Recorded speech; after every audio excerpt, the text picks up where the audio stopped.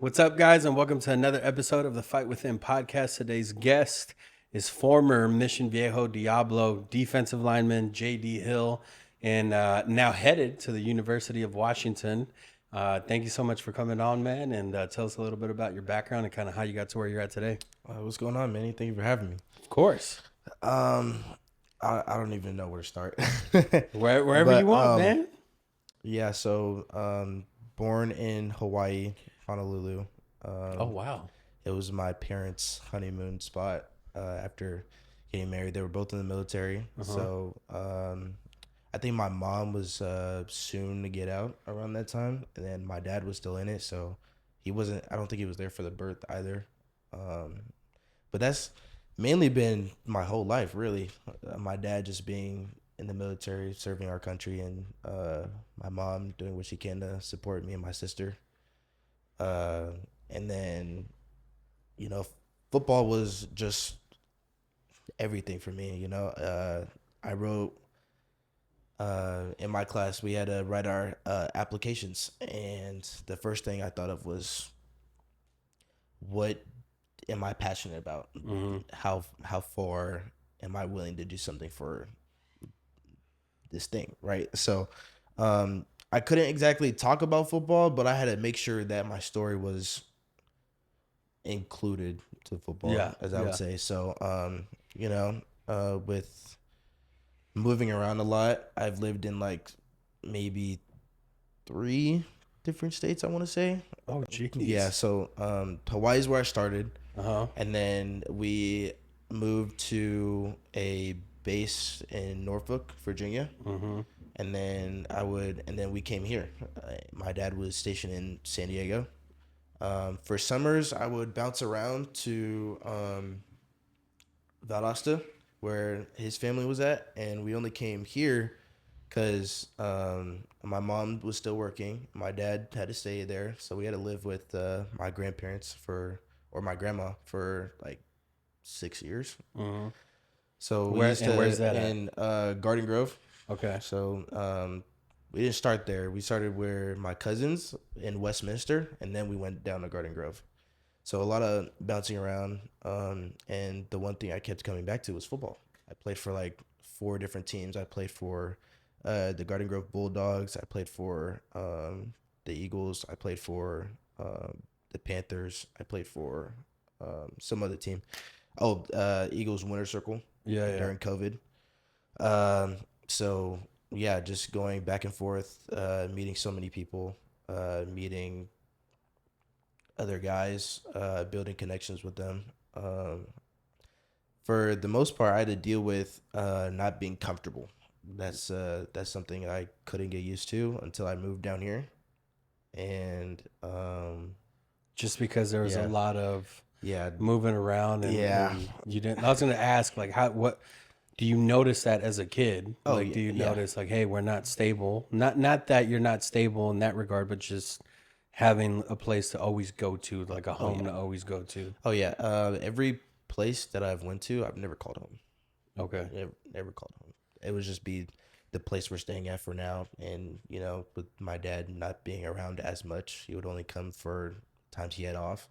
Had to learn how to be the man of the house. So had to help my mom out a lot and make sure my sister was still good and checked. And one thing that I still haven't been able to do is make time for myself. In what way?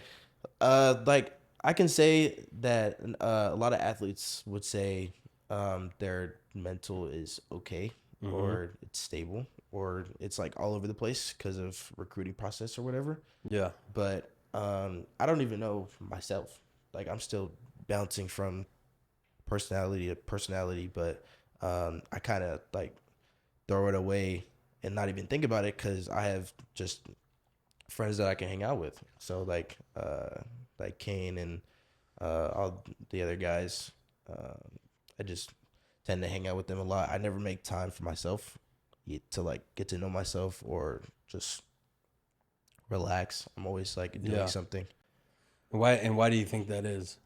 I think it's mostly because I've just spent most of my life not worrying about myself. I had to worry about people around me. I had to worry about my mom being okay.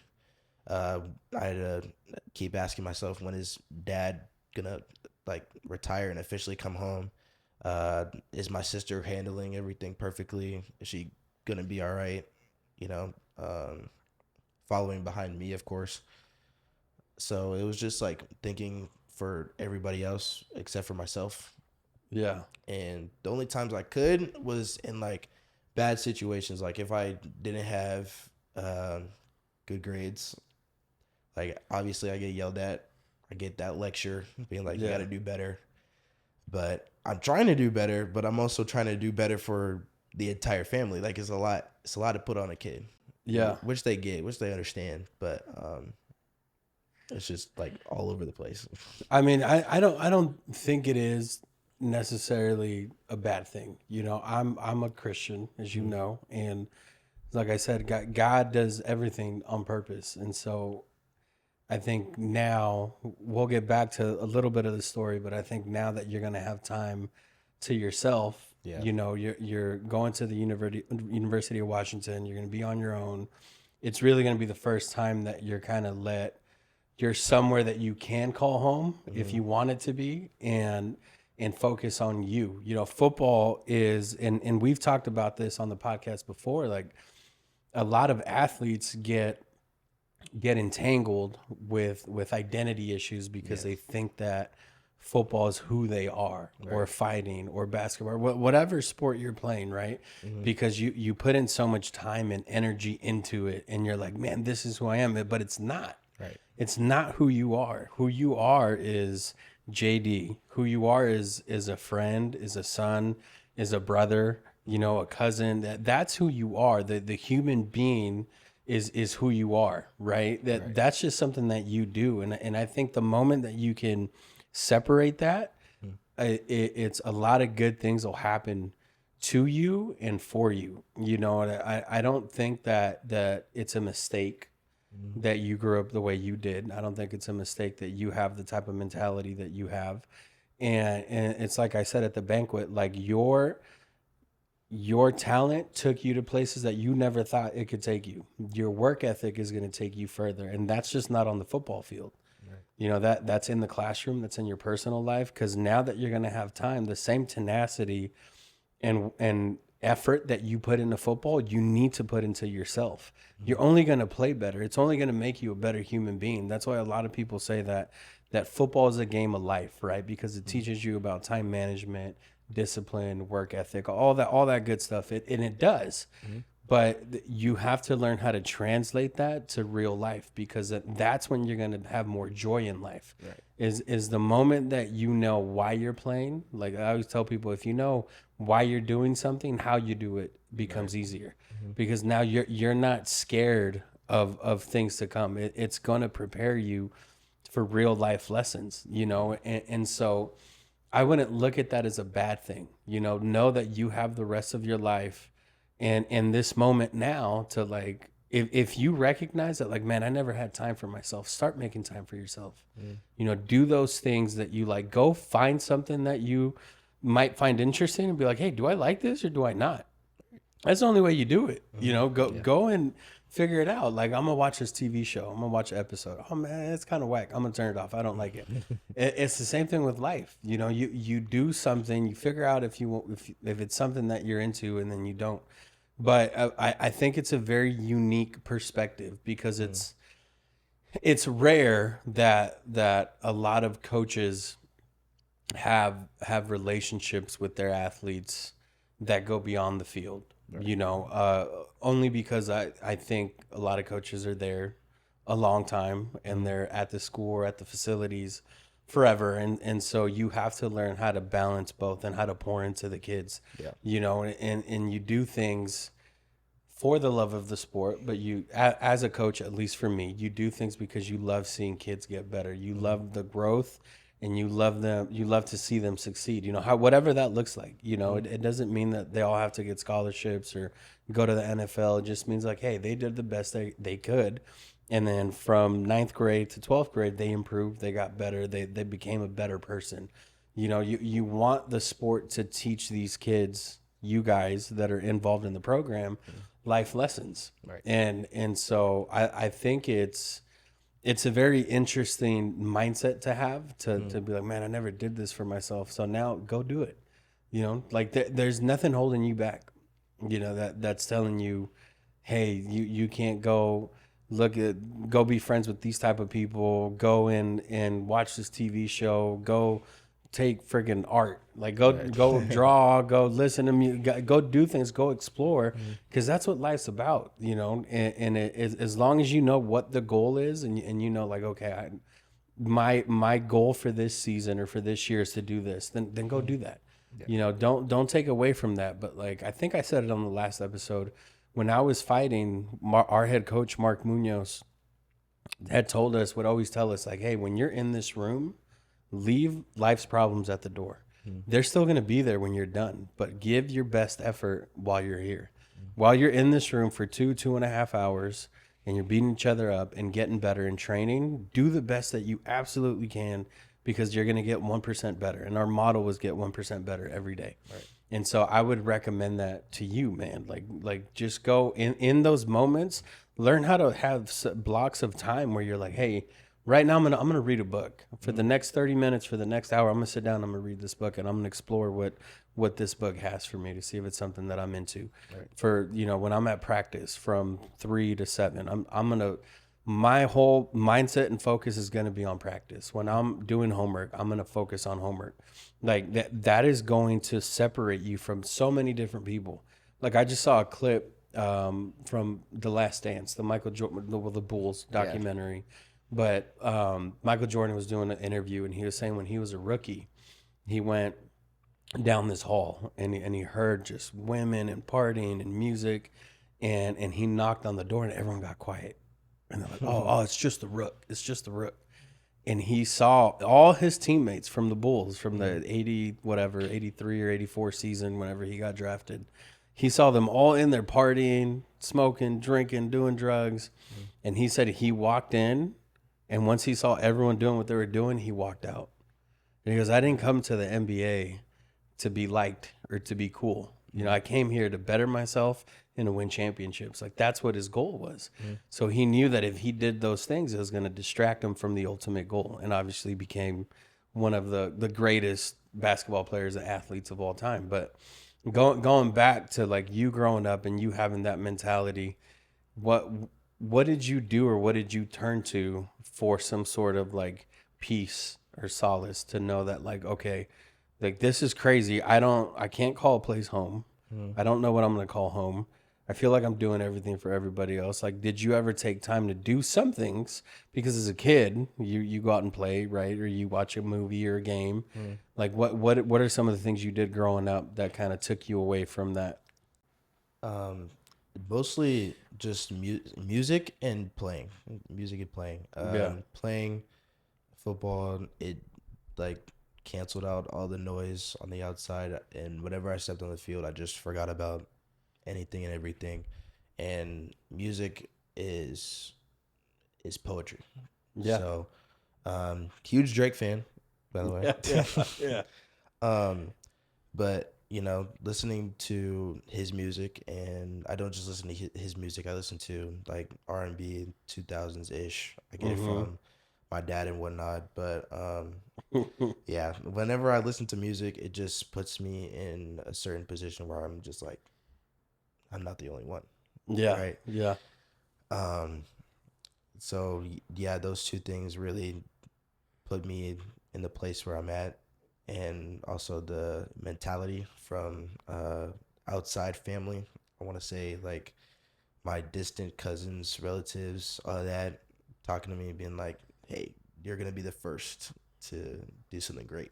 Yeah. I'm like, yeah, I want to do this. I want to be that guy to set the tone and give the name to the family, put a face to the name, Yeah. Well, and I think you already have, just with the success that you've had thus far, just know that you already have, you're already on that path, but know that that's not the only thing that identifies you. Right. You know what I mean? When did you settle in or settle down in Southern California? It was when I was starting like the 4th grade. That's when we settled down in California. Oh, so you moved around that much before 4th grade? Yeah, that's pretty crazy.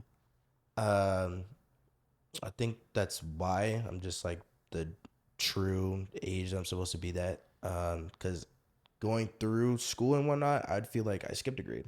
Yeah. Or I'm redoing one because I didn't finish the other one in my other school. It's like, yeah, what grade am I in? But it was like, but yeah, that's when we started moving schools and areas and whatnot. I started at Parkview Elementary, and then in Garden Grove. Yeah, and then I believe I finished there, and then went to Don Juan in Aliso. I finished there, went to the middle school right next to it. Finished there, was supposed to go to Aliso Miguel, but obviously that was not the case. Yeah. I was also supposed to go to J. Sarah SM. They were offering promising things, and I'm not going to get into that. But you can. You're about to graduate. Hey, I'm not about to shade on any school. Great programs, great schools, but yeah, they didn't have as much success as Mission Viejo. And like I said, at signing day, Mission Viejo was not my choice. It was. Really? It was not. No, it was not my choice. I had a close friend playing football with, and it was his name, Jake Beisel. His dad was our Pop Warner coach, John Beisel. So, like, in any interview or anybody asking me anything, I'm gonna say that he started it. Getting you a mission. Yeah. No, he started it all. He's very disciplinary. I can say during our Pop Warner days, he had the worst punishments ever. Like we did, like you thought up downs was bad. He made us do an entire field. Oh, geez. Yeah, it was bad. If we were like late to meetings or we didn't do right in a game or something, or we were messing around too much, it was like up, down, up, down, up, down. Whole field. And gassers or whatchamacallit, where you do like it's like every yard you have to do an up down. Yeah. And then bear crawl after that. It was insane. And then do you think having football in your life that much was a benefit? Because not you go through season and the off season, like you do the 5 up front. Like, was that too much? Now that you're out of it, right? Is it too much, or is it just enough because it's not like real football? You know, like what are your thoughts now being past it? I think it was needed. I think it was a very great part of my success and whatnot. But for my parents, on the other hand, oof. They didn't like it? I mean, it's not that they didn't like it. They just didn't like, going from place to place, going so far. Yeah. Like we were still in Garden Grove at the time where we were doing 5-on-5 and then moving. Then we settled down in Aliso around there and then doing 5-on-5. It was just all over the place. It's just a lot. Yeah. But they supported me throughout the way. So very grateful but for them. Did you enjoy it? Because you never, I remember because I coached you in 5 up front and you got hurt. Yeah. And so now are you thinking like, oh my goodness, great. It's something that's not real football and I'm injured now. Yeah. I enjoyed it mostly because of the friends I made while doing it, which were. Did you know those guys or no? Some of them, yeah. And okay. Then Kane, Tuna, Noah, they were all on it, so it was great having them around. But when I got hurt, it was just a light bulb being like, do I still want to do this? Ooh, that I had to question myself. It was like, because I went to the doctor, I think the day after, and they put me in a brace. I'm like, is my season over? Well, obviously not, because I wasn't even a freshman in high school yet. Yeah, so I'm like, yeah. Is this it? Is football what I really want to continue doing? And obviously I said yes. And then when it came the time to pick a school, I didn't. But, you know, I think being under Coach Chad was probably the best thing for me. Mm-hmm. And thanks to John, he was helping me to prepare me for Mission Viejo type of level. Yeah. You know? So now you go into your freshman year. What kind of expectations did you have for yourself your freshman year of high school football? That I'm not gonna be the greatest, but I'm gonna try my best. Mm-hmm. And new environment once again, so had to figure out a way to adjust pretty quickly, and do everything that's asked. Yeah, whatever I can do to either make it on the varsity roster or at least make the JV roster. As long as I'm succeeding and moving up the depth chart, that's all I needed to do. So then we get to your sophomore season. In your sophomore season, at least at Mission, we have our sophomores practice with our varsity guys. Mm-hmm. And you and Kane, a few games into the season are getting really good reps because you're on the scout team. So you're getting good reps against our varsity guys. Yeah. We like Bates, who went off to NAU, and Schroller, who went to UCLA, and guys like that of that caliber, mm-hmm. right? And you guys are holding your own. And then Chad sits Coach Molina and I down and says, "Hey, these guys need to get some varsity reps." But which is great. You want to get, we got you guys in, you guys eventually became starters, and that's not really what I want to talk about. What I want to talk about is the fact that, like, even though you were getting varsity reps, you and Kane both wanted to play JV and make sure that you were with your guys. Like, where does that mentality come from, and why did you want to still play JV and then play Friday nights and get reps on Friday nights? It doesn't just take two people for a high school team to have a successful season. Mm-hmm. But, Mission Viejo had a history of all three levels being successful. And honestly, that's what I wanted. I'm not sure about Kane's idea, but yeah. We wanted to make sure that all levels were successful. All levels were undefeated. All levels were 10-0, and all levels had something to fight for. Because JV is just, JV. You're just playing a JV game the night before a Friday night game where it actually matters. But we also wanted to get more reps. Mm-hmm. Right? We wanted it was basically just an extra practice for us, I want to say, because we had to get the plays down. Get a good look of what their team is like. Sometimes they weren't exactly the best of looks. We would just dominate and be out by halftime. But for me, it was just to get more reps in, get a mental aspect of what plays we're going to run against this team, and just to make sure all three levels were successful. That's awesome. That's a great mentality. Then, so if we fast forward, we ended up undefeated that year on the JV team. And then you move to your junior year, and you have Jaden Williams on one side, who ended up going to Boise State, and who is currently there. And then you have you on the other side.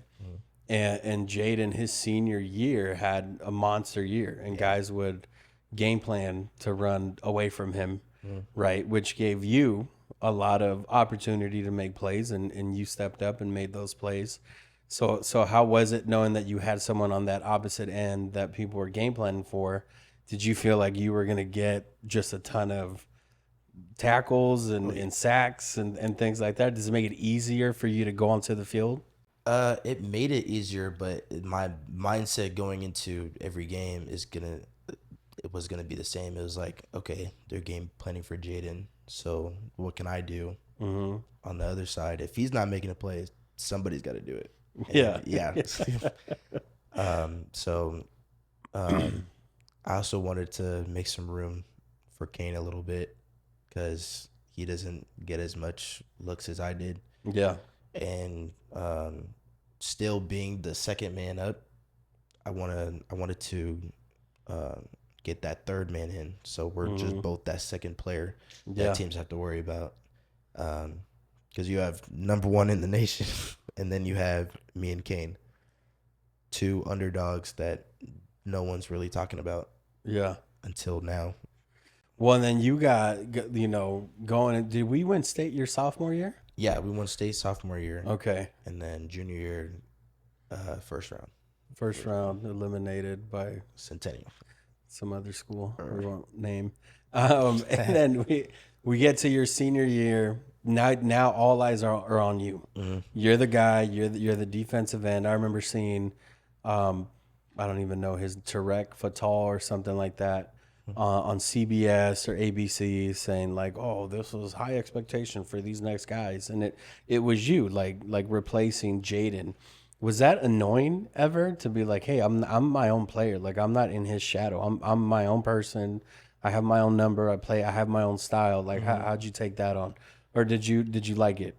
I mean, I liked the recognition and everything, but when it started to get repetitive, like, oh, Jaden Williams is gone, but you have this kid, he's not really gonna be all that. It kind of like put me in a position where I'm like, okay, now I got to turn it up. Now I got to have a better season than last year. I got to have more of this, more of that, and then all that in between. I did think it was a little over the top, being like, you got to fill for Jaden. Like the comparison? Yeah, like you got to have the same amount and the expectation to be exactly like him. I was like, no, I couldn't be exactly like him, but I'll try to be like close to his caliber. Yeah, like, yeah. I'll still make the. You can move it around if you want. I'll still make the plays that I want to, and the plays that I need to. But being exactly like Jaden is a little stretch. So. Yeah.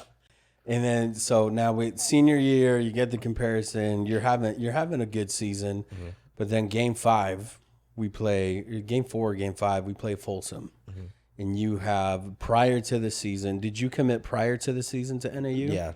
So you took a visit. Did you commit on the spot or did you commit back home? I committed back in, I was on vacation. It was during our dead period. So I took a visit like way before that, and I was still on the ropes with San Diego State. And I didn't really I liked San Diego State. San Diego State was a great program. I liked what I saw over there. It's just the expectation of commitment. Like, so Jaden, obviously he had his offer from San Diego State as well. He was committed there too. But he said that he flipped due to like coaching issues or coaching staff. And I saw when the coach came to see us lift, I saw what he meant a little bit. And then going out there, I was like, it's not that bad. But then when you ask me to commit, like right then and there, it's like, okay, like I still have so much time left ahead of me. I'm not going to commit right now because I don't know where I'm at yet. It's like, and then, so I did tell San Diego State that I was going to commit, and they said that once you do it, you got to shut it down completely.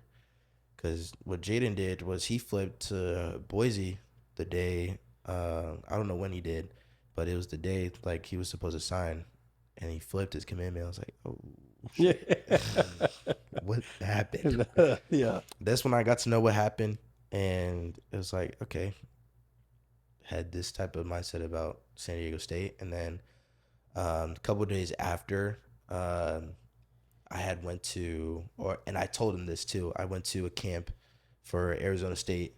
It was a little like mini camp. It was like to see who was going to get this offer. And I was going against, or I wasn't going against, but I was competing with another D-lineman from Basha, Arizona. Mm-hmm. He's a class of 27, I think. So, but he did pretty good. We both had a little chat with the coaches separately, and obviously nothing right away, but that's what gave me a mindset, be like, okay, now I gotta train, I gotta keep going, I gotta keep fighting, and spots are limited. So it was like, uh, I gotta make sure I make this roster. And when I came back from Arizona State, SDSU called me and being like, hey, we had these 2 kids that we offered at the camp that they came for, and they could both committed right on the spot. And in my head, I'm just like, so I risked going to a higher programs camp, came away with nothing, and then lost another school. So that really like hurt me emotionally. And my dad was talking to me about it earlier. He said, you're risking a lot, and I respect it, but you gotta think about these things. And like, you had one, you went to another, got nothing, came back. It's like, so even before the season starts, you're already kind of juggling these decisions about what you're going to do after the season.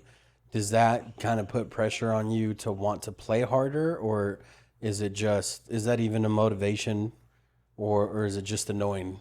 At that time it was annoying, but when we started getting into our like college camps and all those things, like preparing for season and whatnot, that's when the switch flipped, and I just had to work harder.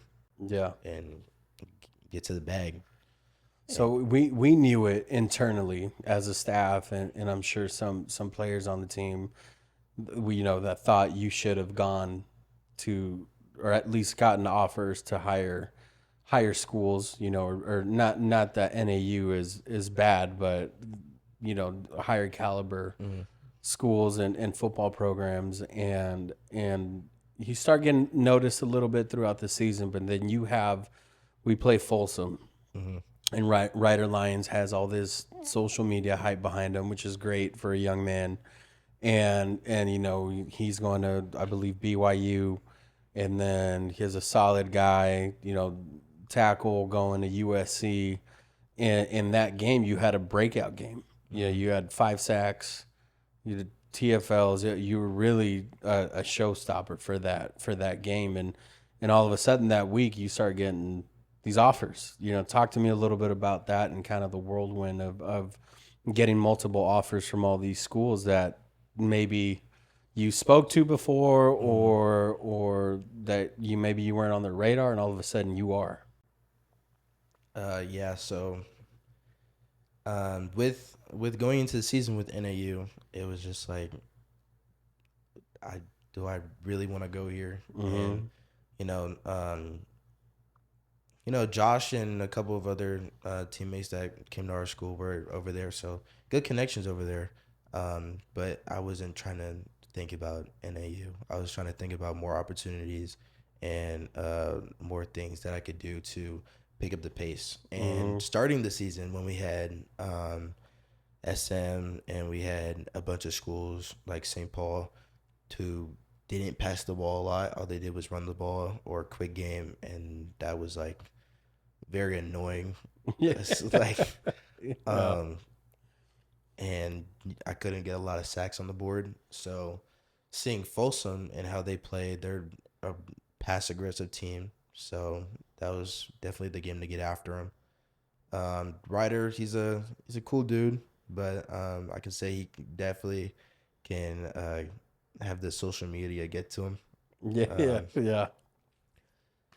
And going into the game, all you heard was Luke Fahey versus Ryder Lyons, like the quarterback comparison, the quarterback versus quarterback.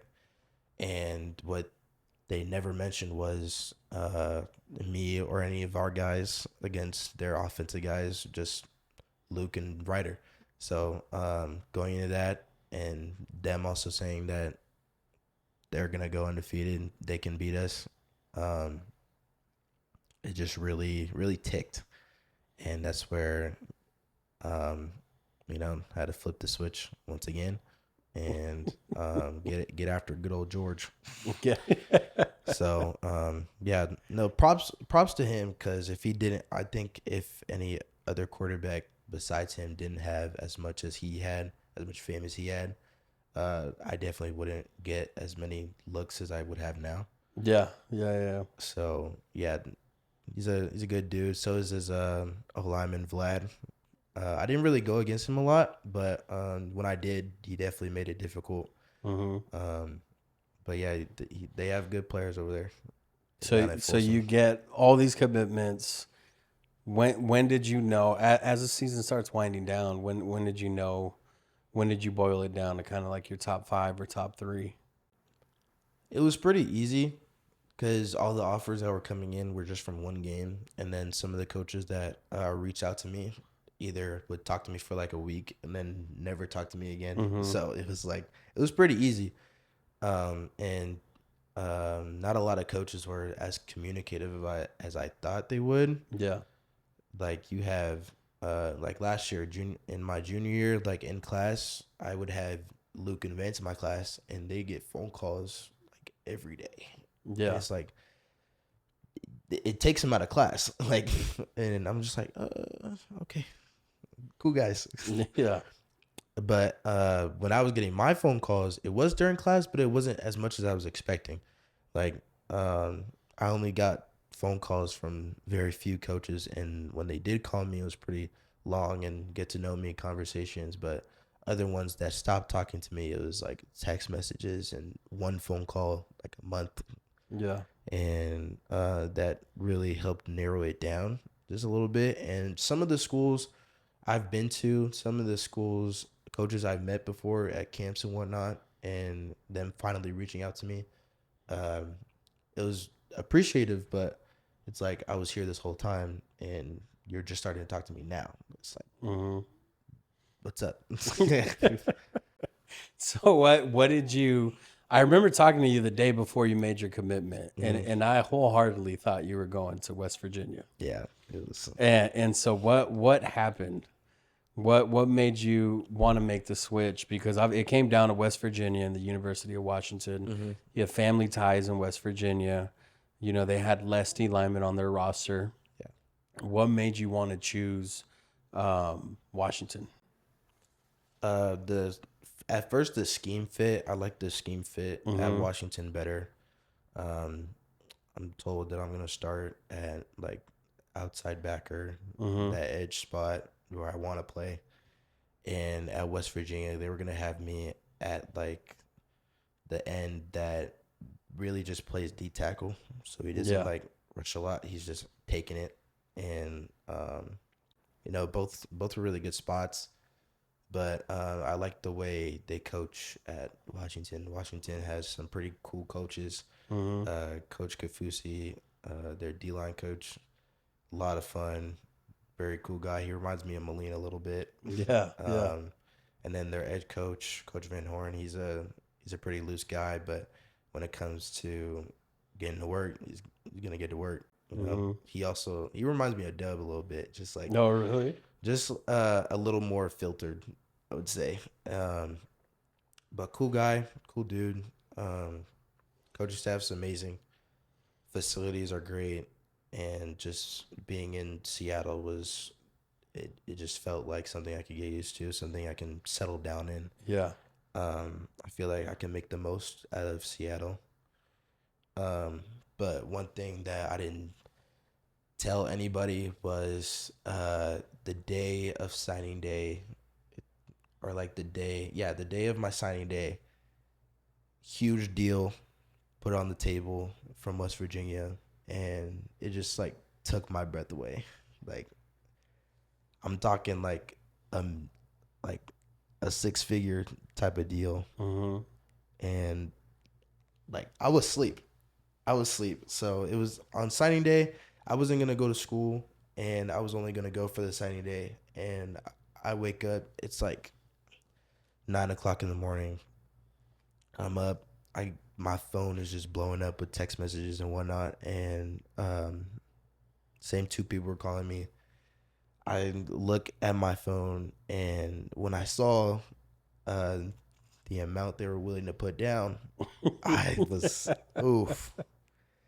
It was tough. It was tough. So I'm still trying to process it. So I know my dad's up. He's ready to go. And I had to settle him down too.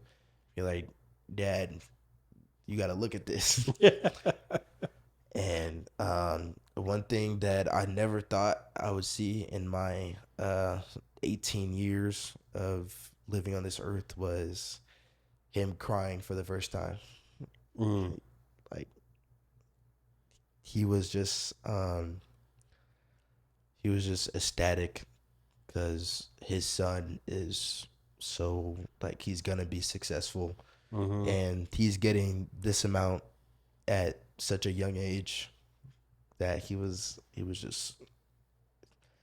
knew how hard it was for me in the process of breaking down every school, of going to every school that I went to. And we had to call my agent, and he did his thing. He did what he had to do. And in the long run, we wanted to stay with Washington. Yeah. So, all props to West Virginia. They had a great coaching staff. They had everything was good. They had great connections to my visit. My hosts were great. The visit was good, but I just felt it for Washington, and it was a little bit closer to home, which made my mom very happy. Yeah. So, just try to make everybody happy, in my opinion. Well, I think it comes down to you trusting yourself and then betting on yourself and trusting that you're going to make the right decisions, and going all the way back to even going to that camp and you're betting on yourself, going into sophomore year and making the most out of those scout reps. Like you're essentially betting on yourself. So if I can encourage you to not lose that, but bet on yourself, knowing that you're willing to put in the work and you have the work ethic that shows for that, and you have a great support system behind you. Talk to us a little bit about how that's played a role in not only athletics, but in your life, to have the right people in your corner and have the right support system behind you. I genuinely think it was very effective, especially going from place to place and whatnot. When I started actually pursuing football as it was one of the things I wanted to do, one of the things I wanted to pursue. So John, being my Pop Warner coach, really helped me out. Really helped me prepare for high school ball. And then meeting you, Dub, Malene, that also really helped me out a lot. I think I can take everything I learned from you guys and just break it down. This is what I learned from this guy. This is what I learned for this one too. I think from Dub taught me how to be a leader. Dub taught me how to know the situation I'm in. Yeah. Know when to turn it on and turn it off. When the team needs you, you really got to do it. And the defense, really, it's off how you act. You got to set the tone for the entire defense or the entire team. And I think you taught me how to be sane. Taught me how to calm down whenever things got emotional, things got heated. In a losing battle, you gotta keep your head up. And watching you as a coach and a dad, I think that really set a good example. And from Malene, he's in between. He's the technique, but he's also one of the disciplinary coach. Yeah. But he just wants the best for me and everyone that he coaches. And he and Dub really played at that type of level. Dub went to Vandy, so he knows it all. And he's very unfiltered, so it's fun to be around him. Malene, he's a little in between as well, but great coach as well. John, he was the disciplinary one too, and he really, really helped me stay disciplined throughout my younger days. He really emphasized how to be a good person on and off the field, in the classroom, outside the classroom, with teachers, with parents.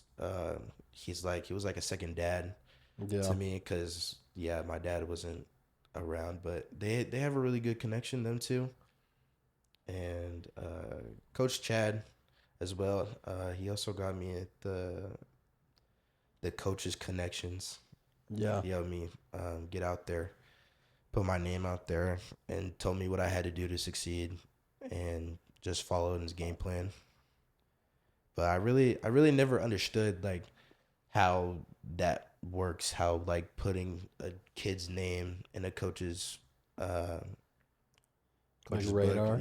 Coach's radar. I never understood it because I think Jaden should have got way more, but he only ended with like 3 offers ish, and then had to commit to somewhere he's probably happy at, but I think he can make a lot more somewhere else, I believe.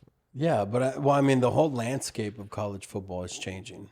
Because of NIL deals, now programs are forced to essentially bring in GMs, you know, and they're running it like a program, like a real business and like a real professional football team. Yeah.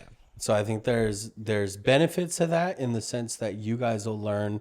For those of you that are lucky enough to play at the next level, you'll learn professionalism. You'll learn how to carry yourself when you do get to the league, but still know that it's your kids living a dream, and you get to play on now Saturdays, you know, and make a difference, you know, and you know, seeing you kind of develop and grow up is the reason you coach. Like that's the only reason I came back is when you and Kane were like, hey, come back for another year. I'm like, all right, because my wife wanted me to stop 2 years ago, and I was actually going to stop with Coach Moline, but you know, having the honor of seeing you guys graduate and go to your senior year, it meant a lot to me, and maybe I didn't verbalize it as much as I should have, you know, but I'm telling you now, you know, you guys, it was special. It was special to see you guys go through your senior year and get the looks that you did. I don't think Kane has the All-Star game, you know, and hopefully he's going to get some offers and get more looks. And if not, whatever path he takes, I know that he's going to do fine and be a success. And so I would just encourage you to just be in the moment. You know, it's okay to sit back and smell the roses sometimes. I think when you're in it, you don't. At least I didn't, and I wish I would have. When I was going through my fight career, it was like, no, go on to the next thing. We have another goal. We got to go train. We got to go do this. We got to get ready for that. It was never like, you know what, this is really cool. Like I'm getting paid to fight.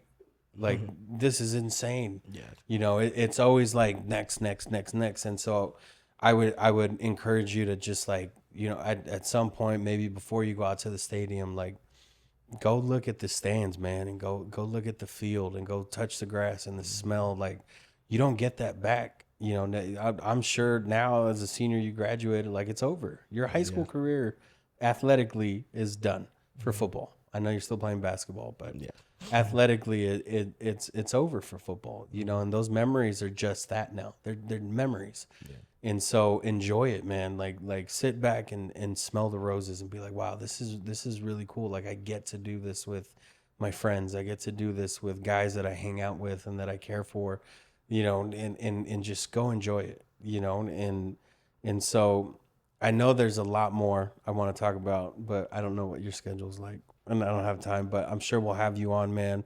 I'd love to have you back on when you're up at UW and maybe when you're back in town. If people want to kind of follow your journey and support you, where can they find you on social media, websites, whatever? On Instagram is j.nottooreal, and I'm not really active on Twitter as much. I'm just like reposting stuff. So I think Instagram is the best way to find me, and I might start a YouTube channel. You should. Maybe. I'm also thinking about a podcast. Me and some of the guys are thinking about trying to do a podcast, but it's a lot of money. Just do it, man. I really want to do it. I really do. Like, we just gotta find time when we can all get together and then make something like this.